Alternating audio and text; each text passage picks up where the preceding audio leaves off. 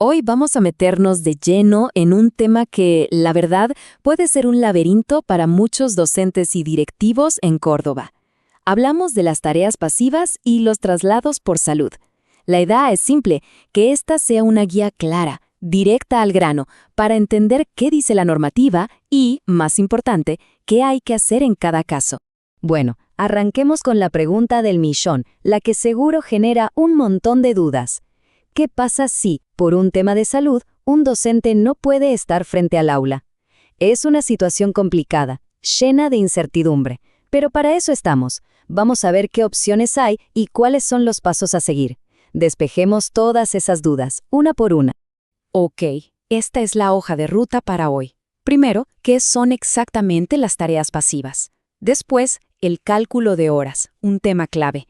Luego, ¿de quién es la responsabilidad en todo esto? Ojo, también veremos qué pasa con las tareas pasivas permanentes y sus consecuencias. Y por último, vamos a revisar otra opción, los traslados por salud. Muy bien, vamos con el primer punto. Para poder navegar todo este sistema, lo primero es lo primero. Hay que tener clarísimo el concepto central. ¿A qué nos referimos cuando hablamos de tareas pasivas? A ver, para que quede súper claro, tareas pasivas son básicamente esas tareas administrativas o pedagógicas que hace un docente cuando, por un tema de salud, no puede estar dando clases, pero, y aquí está la clave, sí está en condiciones de trabajar. O sea, no es una licencia médica, es una reasignación de funciones. El trabajo se redirige a otras áreas dentro de la escuela, siempre con un certificado médico que lo respalde. Y acá, atención, porque hay una primera división que es fundamental.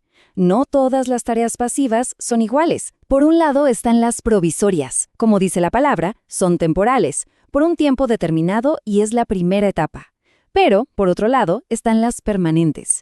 Estas ya son a largo plazo. Y, bueno, las implicaciones para la carrera docente son mucho más grandes. Es crucial entender esta diferencia desde el principio. ¿Listo? Ahora, pasemos a un punto que siempre genera preguntas. Las horas. ¿Cuántas horas reloj hay que cumplir cuando se está en tareas pasivas? No es algo que quede al azar. La normativa es súper específica, así que vamos a verla en detalle. Ok, miren esta tabla. La cosa no es igual para todo el mundo. El número mágico, por así decirlo, son las 12 horas cátedra. Si se tienen más de 12 horas cátedra, la obligación es de 25 horas reloj a la semana.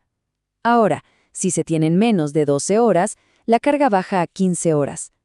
Y para quienes tienen un cargo, la base es de 25 horas, o incluso más si el cargo así lo establece.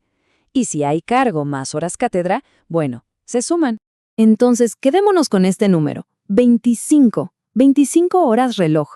Esta es la cifra más habitual, la que aplica para la mayoría, ya sea por tener un cargo o más de 12 horas cátedra. Es el dato clave que hay que tener en mente para organizarse. Y acá tenemos el otro número importante, 15. 15 horas. Esto es para los casos con menos de 12 horas cátedra. Es súper importante saber bien en qué situación se encuentra cada uno para no cometer errores y cumplir con lo que corresponde. Bien, ya sabemos cuántas horas. Ahora, ¿dónde se cumplen? La regla general es simple, en la escuela donde se es titular o interino. Si se trabaja en varias escuelas, una buena noticia es que se pueden juntar todas las horas en una sola. Pero ojo con esto, 2 puntos importantísimos. Si la escuela tiene bonificación por zona, hay que ir físicamente a esa escuela para cobrarla, si no, se pierde. Y lo otro que es terminante. Las horas de escuelas públicas no se pueden cumplir en privadas, ni al revés, son sistemas separados. Ok, ahora entramos en un terreno fundamental. Las responsabilidades, porque esto no depende de una sola persona. Es un trabajo en equipo, digamos. Tanto el docente como la secretaría y la dirección de la escuela tienen un papel que cumplir.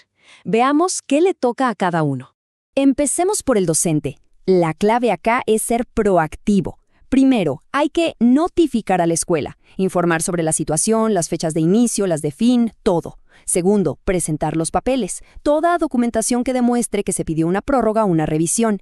Y tercero, y esto es importantísimo, solicitar la junta médica con tiempo. No se puede esperar a último momento. El trámite no es automático. Y hablando de tiempo, acá tienen el número que hay que grabarse a fuego. 60. 60 días. Como mínimo, hay que pedir la revisión médica con 2 meses de anticipación antes de que se venzan las tareas pasivas. Dejar pasar esta fecha, bueno, puede complicar las cosas, y mucho. ¿Y qué pasa si no se cumplen estas obligaciones? Bueno, las consecuencias no son para tomar a la ligera. Estamos hablando de posibles sanciones administrativas, descuentos en el sueldo por faltas injustificadas, y en el peor de los casos, se puede llegar a considerar un abandono de cargo. Y esa, de verdad, es una de las situaciones más graves que puede enfrentar un docente. Ahora, ¿qué papel juega la escuela? La secretaría es clave. Tiene la tarea de llevar un registro súper actualizado de quienes están en tareas pasivas y, fundamentalmente, de avisarle a la dirección cuando las fechas de vencimiento se están acercando. Funciona como una especie de alarma para que a nadie se le pase un plazo. Y la dirección, por su parte, tiene que actuar. Si el plazo de las tareas pasivas ya se venció y el docente acumula 6 faltas seguidas, el director o directora tiene la obligación legal de enviar una intimación formal para que se reincorpore. Ojo, no es que puede hacerlo, es que debe hacerlo. Y para que vean la seriedad del asunto, miren este fragmento de la notificación oficial. El texto dice: intimo a usted a presentarse bajo apercibimiento de iniciar acciones por abandono de cargo. El lenguaje es duro, es formal y deja clarísimo que no es un juego. Bien, hasta ahora hablamos de las tareas pasivas provisorias. Pero, ¿qué pasa cuando la situación se extiende en el tiempo?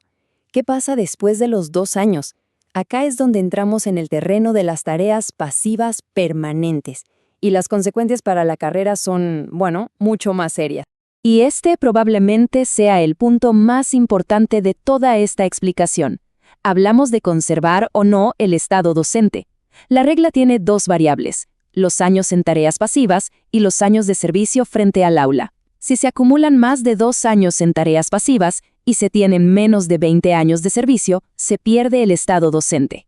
En cambio, si se superan los 2 años en pasivas, pero ya se tienen más de 20 años de servicio, el estado docente se conserva. Los 20 años de antigüedad frente a alumnos son el escudo protector, por así decirlo. Entonces, ¿qué significa perder el estado docente?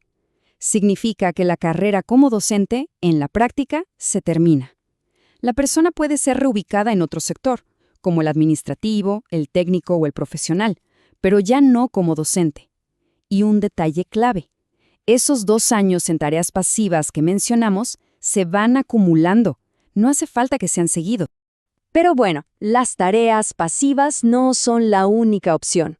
Hay una alternativa que es importante conocer: el traslado provisorio por motivos de salud. Funciona de otra manera y tiene sus propias reglas.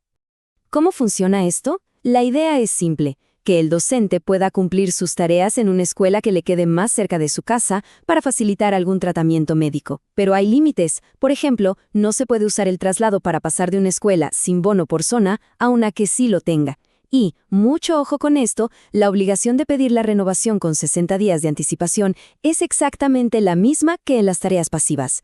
Esa regla no cambia. Y con esto, llegamos al final del recorrido. Ya vimos todo el proceso, las reglas, los plazos. Es mucha información, sí, pero es fundamental tenerla. Y ahora que se conoce el panorama completo, queda una pregunta flotando en el aire, para que cada uno reflexione. ¿Están realmente claros cuáles son los derechos, pero también, y muy importante, cuáles son las obligaciones en cada etapa de este camino? Es importante aclarar que todo lo que hemos repasado aquí sale directamente del Instructivo Administrativo Oficial del Ministerio de Educación de Córdoba. No son opiniones, son los datos de la fuente oficial, para garantizar que la información sea precisa. Muchas gracias por habernos acompañado en este análisis.